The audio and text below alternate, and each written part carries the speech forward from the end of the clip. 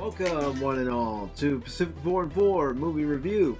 I am your host, Mike, and today I'm going to be talking about the newest movie to come out in theaters and also stream on HBOMAX, Wonder Woman 1984. Now, Wonder Woman 1984 stars once again Gal Gadot as Diana Prince, Wonder Woman. You've got Chris Pine returning as Steve Trevor. And they're joined this time by the Mandalorian Din Djarin himself, Pedro Pascal, as Maxwell Lord.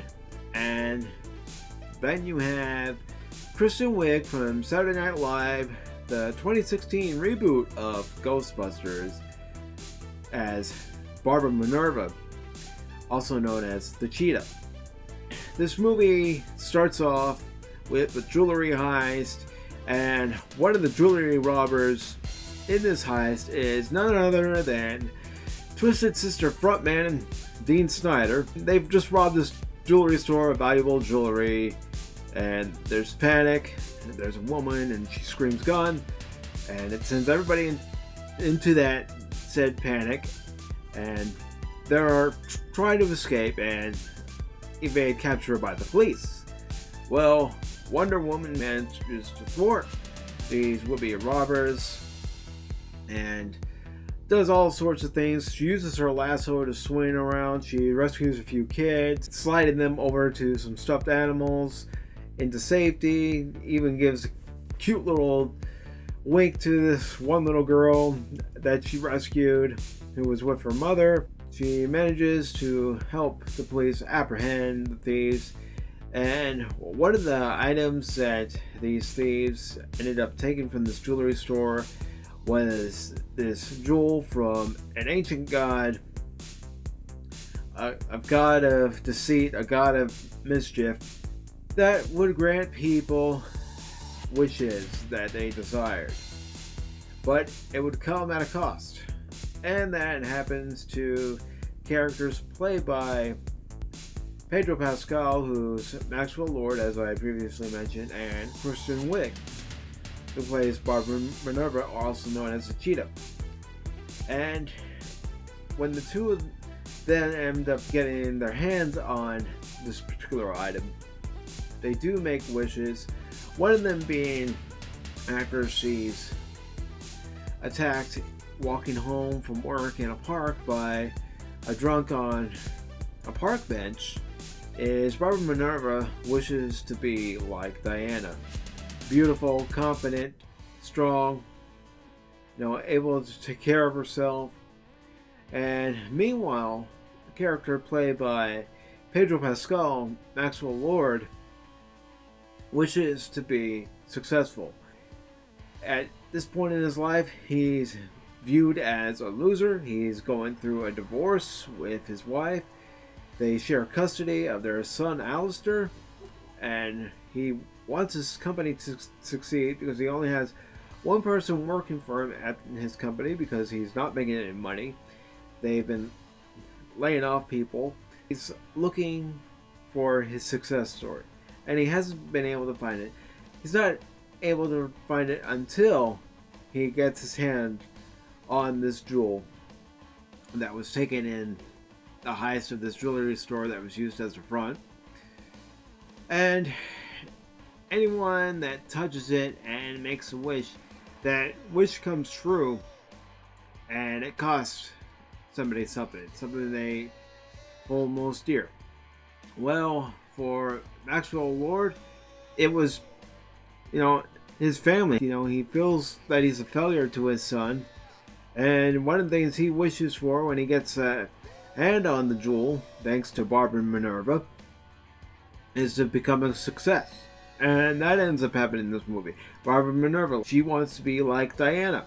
So she gains Diana's powers, because throughout the movie, Diana starts losing her powers. She wishes to be reunited with Steve Trevor. Well, she's reunited with Steve Trevor, but it's not Steve Trevor. He comes back, but he's in someone else's body, but Diana doesn't see him as this person. She sees him as Steve. Steve's amazed by all the advances that have happened since his death back in 1917. And of course, you know, what I haven't said yet, and I'm going to get to that before I continue on, is that Barbara and Diana are archaeologists. You know, they deal in mineralogy, geology, and study ancient ruins, ancient relics, and that's part of how they come in possession of this jewel. Everybody gets their wish, whatever they wish for, whatever their heart's desire is, and Maxwell Lord is able to become a success thanks to the jewel, because other people grant wishes that are in his favor. Same with Barbara Minerva. She gets her wish by gaining the powers that Diana has, but she also gains the powers at one point in the movie of being an apex predator, becoming the Cheetah. This movie, you know, it goes all over the place. Scenes in Russia, there's scenes in Egypt, there are scenes, of course, in the United States. There's even a scene where we get the introduction of the invisible jet, and I'm just gonna come out and say it. You know, I wish it would have been done better, instead of being done in such a way where Diana uses powers in order to get the invisible jet. I wish it would have been a gift from the gods. I mean, that's just my opinion, my point of view, but that's not how it was.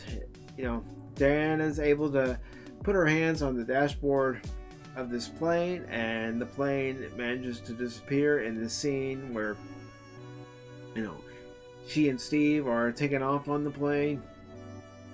And even Steve being able to pilot the plane seemed a little out of, you know, just a little out of place, being that he's from 1917 and he wouldn't be able to, you know, truly navigate all the dials and knobs that are on the readout of this jet airplane, because, you know, it's 67, 70 years in the future, you know, when this movie's taking place in 1984. And of course, you have Maxwell Lord gaining his power from his boss, because his boss wished for it, and then all of a sudden he's arrested by the FBI. And, you know, that's pretty much how this movie went. It went all over the place. It's not necessarily a great movie, because it's just 2 hours and 30 minutes too long. They could at least, you know, made it, you know, under 2 hours and cut it down to just Diana and having a main villain, whether it be the Cheetah or Maxwell Lord. Honestly, didn't feel that having two villains benefited the movie. I just don't know that you need to have two villains, you know, anti-heroes in the same movie. I think it would have worked better if you had one particular villain. Now, the pros of this movie were the fact that, you know, there were some 80s flashbacks, and having grown up in the 80s and remembering the 80s now fondly, I felt that, you know, that was a nice touch, just seeing small little things. There's even a scene when Diana and Steve are in this guy's apartment, the apartment of the gentleman who Steve's spirit's inhabiting, and they're going through all the different styles, and you're seeing tracksuits and tank tops, coats, and everything. Styles of the 80s. And that's why I'm wearing this coat and wearing this outfit, trying to have something that looks, somewhat reminiscent to the 80s. I know it's not dead on. Trust me, I don't have any of those clothes left.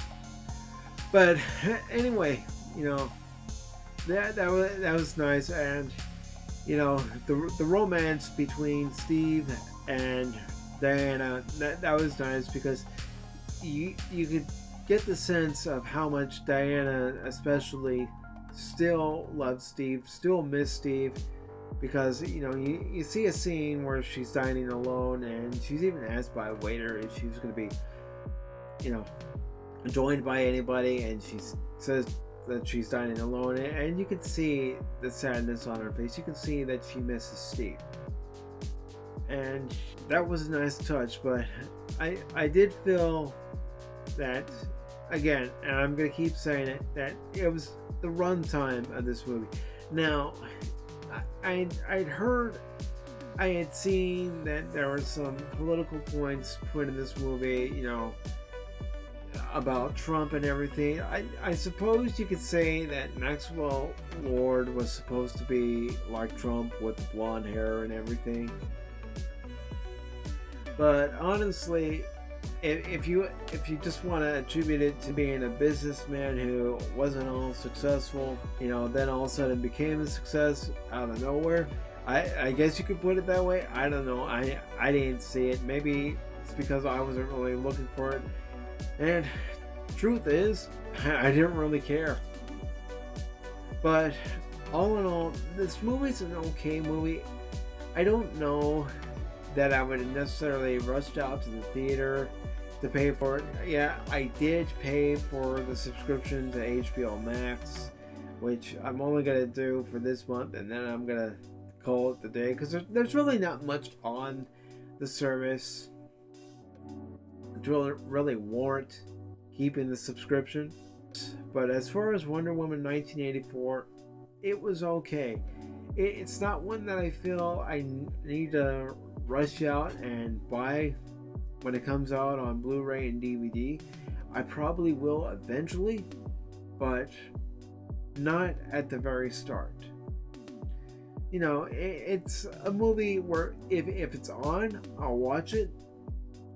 But again, it's not a movie I feel I really need to see again anytime soon. It was just there. That's really just how I feel about it. It was just there, and maybe I'm just getting burned out in comic book movies. Maybe that's part of it too. This movie, it is what it is. It's not good. It's not terrible. It's just kind of blah, So that's my review.